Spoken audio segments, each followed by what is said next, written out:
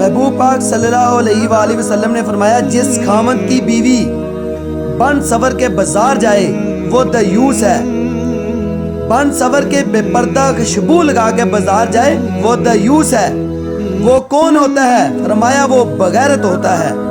کتنے سخت لفظ ہیں یا رسول اللہ، آپ کیا فرما رہے ہیں؟ فرمایا تمہیں حکم دے رہا ہوں اگر ایسے بغیرت کو کہو گے تو کوئی حرج نہیں، وہ دیوس ہے۔